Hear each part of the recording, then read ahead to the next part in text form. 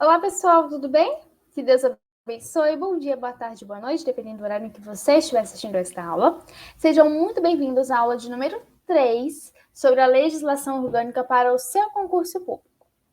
Bom, nós já tivemos duas conversas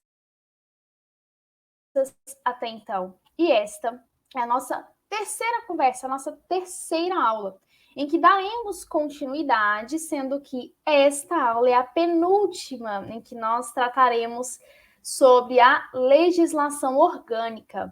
Isto por quê? Porque agora o material ele já está encurtando, de acordo com o seu edital. Hoje nós teremos um pouquinho, vamos conversar um pouquinho sobre a descentralização administrativa. É uma parte bem pequenininha que você consegue ler todos os artigos, se não me engano, são 7 artigos dentro da legislação orgânica. Ou seja, uma aula pequena em que eu trouxe também questões. E além disso, eu trouxe os artigos também que tratam propriamente dito dos servidores públicos, tá, pessoal? Pois bem, deixa eu colocar aqui o meu material para vocês e nós já vamos começar a nossa aula. Na próxima aula, ou seja, a aula de número 4, nós finalizaremos falando ali dos bens do município e eu irei destinar ali 15 minutinhos finais para resolvermos algumas questões de tudo que nós vimos até aqui. Hoje eu trouxe algumas questões do que nós já visualizamos, exceto tratando da administração pública. Ou seja, nós trataremos ali um pouquinho da aula de número 1 e ali um pouquinho do início da aula de número 2, ok? E na próxima aula, no finalzinho dela, eu trago um pacote de questões em que nós vamos falar sobre tudo. Fechou? E no caso, nós já vamos fazer uma revisão em cima de questões. Ok, pessoal? Então vamos lá. Aqui na descentralização administrativa é pequeno, ou seja, vamos fazer uma leitura, observar palavras que tendem a levá-los ao erro. Ou seja, eu sempre falo e eu sempre repito isso. Existem palavras que podem te levar ao erro.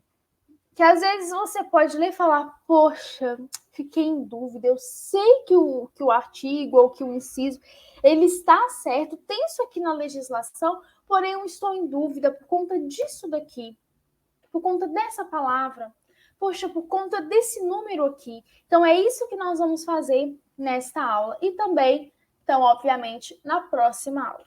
Fechou? Então vamos lá. O capítulo 2, nós teremos um tratamento no que tange a descentralização administrativa, que nós comentamos um pouquinho na última aula. Artigo 82.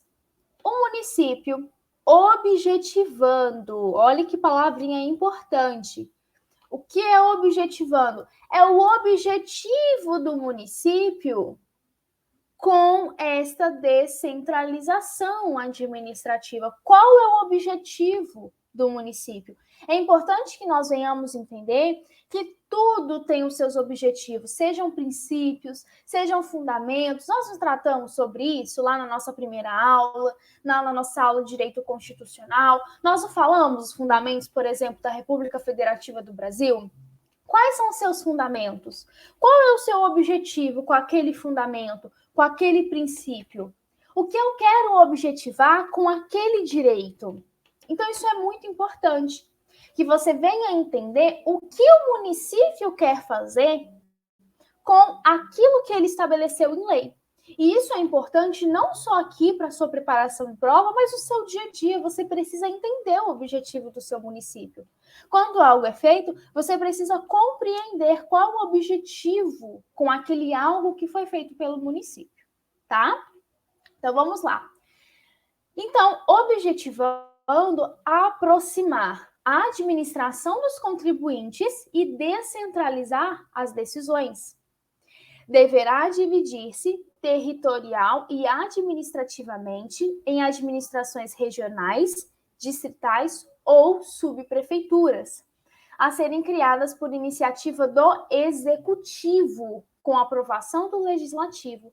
as quais não constituirão unidades orçamentárias autônomas. Então, vamos lá para os pontos que eu vi, que eu falei, poxa, se fosse eu fazendo a prova, tá? Vamos lá então, ó. Qual é o objetivo desta descentralização? Aproximar a administração dos contribuintes e descentralizar as decisões. Pronto. Dividir-se territorial, então, território e administrativamente. Então, dividir-se ali no território e no administrativo, tá? Em administrações regionais, distritais ou subprefeituras. Como que serão criadas? Iniciativa do Executivo com aprovação do Legislativo. Ok? E não vai constituir unidade orçamentária autônoma. Por que eu sempre gosto de fazer esta limpeza no artigo? Porque uma coisa é você ler o artigo. Uma coisa é você falar assim, eu vou ler o artigo. Outra coisa é você limpar o artigo, é você olhar, é você interpretar aquele artigo, no sentido de, por exemplo, né? Uma vez eu fiz isso com uma aluna e ela falou, Rebeca, quando você leu, eu não entendi muito bem, mas quando você comentou ali, se isso aqui é para ser feito, quem pode fazer? Fulano de tal. Como eu fiz aqui com vocês. Descentralização administrativa. Qual que é o objetivo do município? Objetivar a aproximação da administração dos contribuintes e descentralizar suas decisões. Eu fui fazendo isso com a aluna e ela foi entendendo, ou seja, você destrincha um artigo, você não faz apenas uma leitura assim, o município objetivando aproximar a administração. Não, você para olhar o artigo, isso é muito importante. Eu comecei a fazer isso na minha faculdade e foi mudando muita coisa. Eu comecei a fazer isso nos meus estudos para eu poder entender o artigo, para o artigo ele poder entrar na minha mente, tá? Vamos lá, então. O artigo 83. As regionais ou distritais, aí aqui também um ponto muito importante. Quando eu tenho a palavra ou, eu não tenho, por exemplo, eu não tenho aqui as regionais e distritais, não, ou distritais. Cuidado com isso, ou seja, uma ou outra. Serão criadas em áreas com população não inferior a 5% do total dos habitantes do município. E terão por finalidade atender aos interesses e reivindicações dos munícipes, de modo a conferir maior eficiência ao serviço público. Outro ponto também aqui importante. Quando o artigo, inciso, parágrafo, envolve números. Muito cuidado com isso, porque o seu examinador pode vir, as regionais ou distritais, elas serão criadas em áreas com população não inferior a 10%, não inferior a 15%. Cuidado com isso, tá? Vamos lá. Bom, como nós havíamos dito na última aula, a descentralização é essa distribuição de competência de uma para outra, seja pessoa física ou pessoa jurídica, tá? Parágrafo único. As solicitações dos interessados, ressalvados os casos de emergência, serão atendidos na ordem cronológica de entrada no protocolo dos órgãos descentralizados. Ou seja, em tese, essa solicitação dos interessados serão atendidos na ordem cronológica. Porém, quando eu falo ressalvados os casos de emergência, é como se eu falasse assim, essa solicitação, ela deve ser atendida em ordem cronológica de entrada de protocolo, no protocolo, perdão. Porém, entretanto, todavia, ressalva, isso é uma ressalva. Há um assim, se não for caso de emergência, vai ser feito assim. É como se fosse uma exceção. Ressalvados os casos de emergência. Tá?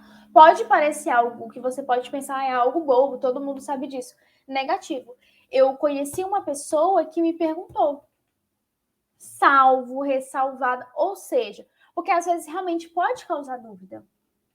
Porque você tem ali um entendimento de que assim deve ser feito. Aí depois você tem ressalvados os casos, ou exceto os casos, e você realmente acaba que tende a levar o candidato a uma certa dúvida. Não, peraí, nossa, mas quando que eu posso e quando que eu não posso? Quando que eu vou usar a regra e quando eu não vou usar a regra? Muito cuidado com isso, tá? Artigo 84. As regionais terão todo o material, equipamento, sistema de manutenção, patrimônio pessoal necessários para, dentro de si mesmas, atenderem às necessidades de sua região. Ou seja, eu tenho todo um equipamento para atender às necessidades da região. Objetivo. Artigo 85. Os órgãos e entidades da administração direta e indireta terão protocolos próprios. Cuidado. Quando eu li esse artigo, eu pensei, poxa. Sabe o que eu penso, gente? Eu penso assim, é algo meio bobo, mas que funciona. Sempre que você estiver estudando, pensa assim, se eu fosse examinador, será que eu tentaria confundir o candidato aqui? Quando você pensa isso, você tende a prestar muita atenção naquilo que você está lendo. E aqui seria um ponto muito interessante, porque nós estamos falando assim, ó, os órgãos de entidade da administração direta e indireta terão protocolos próprios. Ou seja, nós estamos falando de uma descentralização. Pode levar o candidato, se o examinador colocar assim, terão protocolos individuais. Entende? Não, individuais não, perdão, gente. Protocolos, por exemplo, coletivos. Protocolo assim, não terão protocolos próprios. Enfim, alguma coisa assim. Pode levar o candidato ao erro. E muitas das vezes, quando eu vou, enfim, ler um material, alguma coisa, eu penso assim, nossa, poxa, se eu fosse examinadora, será que eu ia tentar pegar o candidato ali? Então, cuidado. Terão protocolos próprios. Mas se cobrar não terão protocolos próprios, errado. Por que então eles terão esses protocolos? Para receber requerimentos, pedidos e documentos referentes a assuntos afetos aos mesmos. Bom, artigo 86. As obras e serviços eventualmente executados pelas regionais e distritais estarão técnica e operacionalmente subordinadas às respectivas secretarias municipais, as quais darão condições para o bom andamento dos trabalhos. 87. A administração municipal assegurará a participação de associações representativas no planejamento das atividades das regionais e distritais. 88. Os dirigentes das regionais e distritais serão nomeados pelo prefeito em comissão, aplicando-se aos mesmos, no que couber, as disposições relativas aos secretários municipais e responsáveis pelos órgãos e entidades da administração indireta, inclusive quando a delegação de atribuições. Ok, pessoal? Vou tomar uma água, que nós já vamos começar as questões. Bom, como eu disse a vocês, essas questões, elas foram, melhor dizendo, baseadas nas nossas 2 primeiras aulas. Ali na primeira aula e um pedacinho da segunda. Essas questões da administração pública, volto a dizer, trarei questões na próxima aula. Fechou? Vamos para a primeira questão. Eu faço assim. Eu leio a questão e dou 10 segundinhos para vocês responderem. Aí você pode falar, Rebeca, mas eu posso pausar o vídeo. Eu sei que você pode pausar o vídeo, mas eu gosto de ter essa interação com vocês, mesmo sendo uma aula online gravada, tá? Acerca das garantias individuais e sociais, é correto afirmar. Aqui, nós vimos isso lá na nossa primeira aula, certo? Nós não vimos isso? Vamos ver se nós nos recordamos? Letra A. Os poderes públicos assegurarão, no âmbito municipal e estadual, o exercício dos direitos sociais coletivos, individuais e o cumprimento dos objetivos fundamentais da Federação Brasileira previstos na Constituição da República. Letra B. O município de Guarulhos, conforme os princípios constitucionais, entidade integrante e autônoma da República Federativa do Brasil, garantirá vida digna aos seus moradores e será administrado com transparência de seus atos e ações. Letra C. É vedado a organização estudantil no âmbito do município. E letra D. O crime de racismo, quando devidamente comprovado, sendo competência privativa do município a punição, com a cassação do alvará de funcionamento, expedido pela prefeitura quando o agente for proprietário ou responsável legal pelo estabelecimento ou agir por sua orientação. 10 segundinhos para vocês assinalarem a alternativa correta. Já!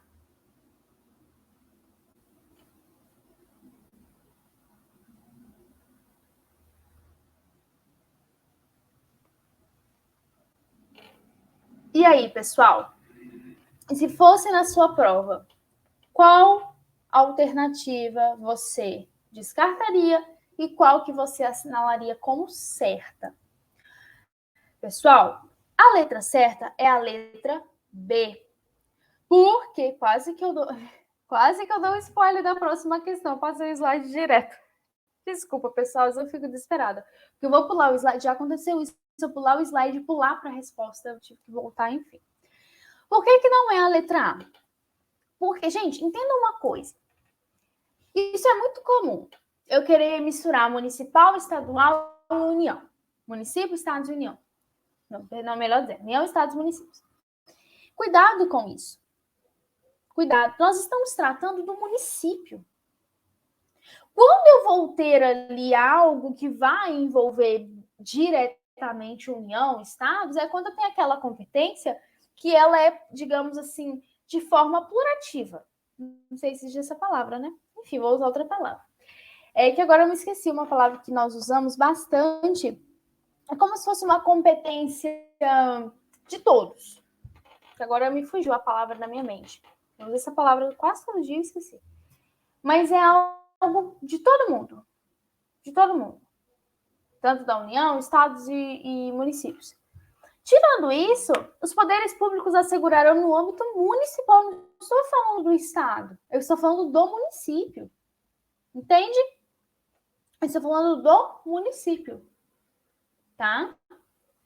Bom, a letra B é a nossa resposta certa. Por que não é a letra C? Nós falamos disso na nossa primeira aula. E eu até comentei, não é vedado a organização estudantil, é um direito. Tanto que nós até comentamos que é ali um princípio inicial, né, da criança, do adolescente, ali naquele seu exercício, digamos até político, né? Seu início ali, para aquele desenvolvimento cidadão. Então é um direito, não tem nada de vedado. E por que não é a letra D? Falei isso com vocês.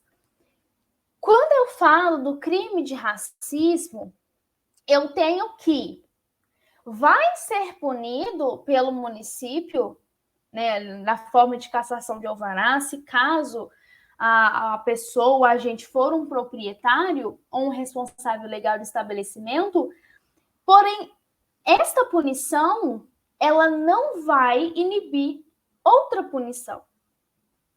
Ou seja, não é assim, eu já fui punido pelo município, agora acabou, eu já perdi ali, não, houve a cassação do meu alvará de funcionamento, acabou, pode acontecer mais nada. Não é isso. Então, essa questão de ser competência privativa do município a punição, por que eu trouxe para vocês? Para fazer uma confusãozinha com vocês, por conta da competência do município. Isso não tem nada a ver. Não tem nada a ver. É uma forma de punição, mas não inibe que outras punições previstas em lei venham a ser aplicadas. Fechou? Vamos para a questão número 2. De acordo com os direitos dos habitantes do município de Guarulhos, letra A, o sufrágio universal e o voto secreto, direto e secreto garante ao cidadão o direito de votar e ser votado? Letra B. A soberania popular se manifesta quando a todos são asseguradas condições dignas de existência e será exercida pela ação fiscalizadora sobre a administração pública, exceto os casos previstos em lei. C. O poder é parcialmente privativo do povo, exercendo diretamente ou indiretamente por seus representantes eleitos. Ou letra D, nenhuma das alternativas estão corretas. Eu acho essa daqui, eu não vou nem dar os 10 minutinhos, senão vai estender muito. Eu acho essa daqui, de cara, você já marcaria a letra A. Por quê? É o que nós comentamos. O sufrágio universal e o voto direto e secreto é esta garantia que o cidadão tem, que eu tenho, que você tem, de votar e ser votado. Por que não é a letra B? Porque eu não tenho nada a ver de caso, exceto em lei. Termina em administração pública.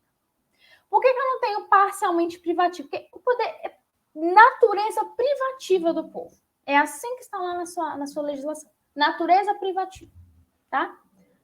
Isso, natureza. D. Nenhuma das alternativas estão corretas, tá? Então, é naturalmente privativo e, no caso ali, não tem nada a ver de exceto um lei, tá? E nenhuma das respostas, né, aqui não tem nem o que falar, né, gente? Nenhuma das alternativas estão corretas. Se eu tenho uma correta, porque ali um equívoco. Bom, gente, eu achei que eu tinha trago uma outra questão aqui. Eu tinha trago uma outra questão. Será que eu não coloquei aqui para vocês? Ai, não trouxe. Acho que eu não trouxe aqui. Vamos lá. Agora, nós vamos dar início bem rapidamente no capítulo 3, que eu vou tratar dos servidores públicos municipais. Eu vou tratar de você. Nós vamos falar de você, futuro servidor municipal. Vamos lá. Artigo 89. São direitos dos servidores e empregados públicos municipais, além de outros estabelecidos em lei que visem a melhoria de sua condição social. Ou seja, os direitos dos servidores públicos municipais são esses, tanto os que estão elencados aqui na legislação orgânica, além de outros estabelecidos em lei, tá? Então, eu não tenho apenas esse. Também a legislação me traz, além de outros estabelecidos em lei. Inciso 1º. Vencimentos fixados em lei, capazes de atender às suas necessidades vitais, básicas e as de suas famílias, como moradia, alimentação, educação, saúde, lazer, vestuário, higiene, transporte e previdência social, com reajustes periódicos que lhes preservem o poder aquisitivo, né, que é o poder que eles tiveram ali decorrente o seu emprego público, tá? Sendo vedada a sua vinculação para qualquer fim, sendo os decorrentes de decisão judicial. Ou seja, o que nós falamos, né? Sendo vedado, é vedado, ou seja, proibido, salvo os decorrentes de decisão judicial. Então, é mesmo você fazer uma leitura, não tem o que interpretar aqui, né? No sentido de, eu vou trazer aqui uma explicação surreal. Não, é você ler o artigo. Algo que eu repito. Letra da lei, você gravar, tá? Uma coisa que eu nunca vou esquecer, o professor falou. Infelizmente, legislação orgânica, Constituição Estadual, e eu acrescento o Estatuto do Servidor Público. É você decorar. Fechou? Vamos lá. 2. Irredutibilidade dos vencimentos. De vencimentos. Salvo disposto em convenção acordo coletivo, ou seja, a regra é a irredutibilidade, salvo ali quando eu tenho convenção, acordo coletivo. 3º, irredutibilidade de salário, exceto em casos previstos nesta lei. Mesma coisa, mesma linha de raciocínio. 4º, 13º salário com base na remuneração integral ou no valor da aposentadoria. 5º, o trabalhador noturno terá remuneração superior à do diurno e, para esse efeito, sua remuneração será acrescida de 25%, pelo menos, sobre a hora diurna. Ou seja, o valor noturno terá uma remuneração superior ao diurno. Isso aí é fato, né, gente? E para esse efeito, a remuneração terá um acréscimo de 25%, pelo menos, sobre a hora diurna, tá? 6. E aqui esse inciso 6 eu acho muito interessante, porque já teve muito uma discussão, né? O que é dia? Quando que começa? Até mesmo para questões trabalhistas, né? Eu me lembro muito da minha aula de direito do trabalho, direito constitucional também. Ou seja, o que é considerado um trabalho noturno? De acordo com o inciso 6 do artigo 89, eu tenho: será considerado trabalho noturno aquele realizado no período entre 21 horas e 5 horas da manhã do dia seguinte. Ou seja, vamos imaginar 21 horas do dia de hoje, vamos imaginar que agora são 21 horas, até 5 horas da manhã de segunda-feira, tá? 7º, salário família para os seus dependentes. 8º, duração do trabalho normal não superior a 8 horas diárias, facultado a compensação de horários e a redução da jornada, mediante acordo ou convenção coletiva de trabalho, ou seja, não há duração superior a 8 horas. 9º, repouso semanal remunerado, preferencialmente aos domingos. Outro ponto também muito importante. Eu não tenho obrigatoriamente aos domingos. Eu tenho o quê? Preferencialmente, tá? Muito cuidado nesse ponto também, porque eu fico pensando também em palavras que você tem ali, como que eu posso dizer? Você tem como rebater aquela palavra. Não sei se vocês entenderam, tá? Mas assim, é como se fosse preferencialmente, preferencialmente, obrigatoriamente, não. Deixa eu tomar um cuidado aqui. Tá, pessoal? Bora lá. 10º. Remuneração do serviço extraordinário superior, no mínimo em 50%. A do normal. Outro ponto também de cuidado. No mínimo 50%. Vamos lá. 11. Gozo de férias anuais remuneradas com pelo menos 1/3 a mais que o salário normal, integralmente pagas antes de seu início. 12. Licença gestante sem prejuízo do emprego e do salário com a duração de 120 dias. E do 13. Licença paternidade nos termos fixados em lei. 14. Proteção e incentivo ao trabalho da mulher, na forma da lei. Aqui você tem um peso constitucional muito grande. 15. Redução dos riscos inerentes ao trabalho por meio de normas de saúde, higiene e segurança. Isso é muito importante. E aqui eu me lembro de algo muito, mas muito interessante, que é a política nacional de saúde ambiental, que entra também essa questão da segurança do trabalho. Isso é muito importante. Se você vê, assim, analisar essa evolução, nossa, você fica assim, sabe? É algo muito, realmente muito sério, essa questão de segurança do trabalho. Bom, 16. Adicional de remuneração para as atividades penosas, insalubres ou perigosas, os termos da lei. 17. Proibição de diferenças de remuneração de exercícios de funções e de critério de admissão por motivo de sexo, idade, cor ou estado civil. Então, obviamente, tá, pessoal? Nenhum tipo de diferença de remuneração por alguma desses fatos, tá? Nem por questão de sexo, idade, cor, estado civil, etc. E aqui a gente pega muito aquela questão do trabalho do homem e da mulher, né? Vamos lá, 18. Assistência médica pela Previdência ou através de convênios. 19. Licença prêmio nos termos fixados em lei. E 20. Piso salarial proporcional à extensão e à complexidade do trabalho. Fechou, pessoal? Bom, você pode falar, Rebeca, foi só leitura. Viu que você não tem o que... deixa eu interpretar aqui. Não, é você ler. Leia. Volte na... Na verdade, não precisa nem você ler lá no propriamente dito lá na legislação orgânica, porque eu trago aqui tudo atualizado. Volta. Eu queria ter como compartilhar o slide com vocês, só que eu não sei se eu consigo, eu não sei como que eu faço para compartilhar. Eu sei que tem como pelo Drive, mas, enfim, não sei como que eu posso fazer esse compartilhamento com vocês. Mas volta no vídeo, vai pulando, né? Mesmo que você não queira assistir, não tem tempo, mas pula os slides ali no vídeo mesmo, que vocês vão se dar muito bem na prova. Eu tenho fé em Deus que com essas aulas aqui, vocês que estão assistindo, levando a sério, mesmo ali na correria do dia a dia, eu tenho tentado também ao máximo montar material. Por exemplo, esse material eu montei meia hora antes de gravar esta aula.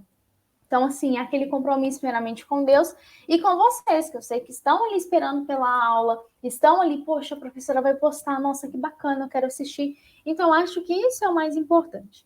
Tá bom, pessoal? Então, espero que de coração vocês estejam gostando e até a nossa aula de amanhã, que é Direito Constitucional.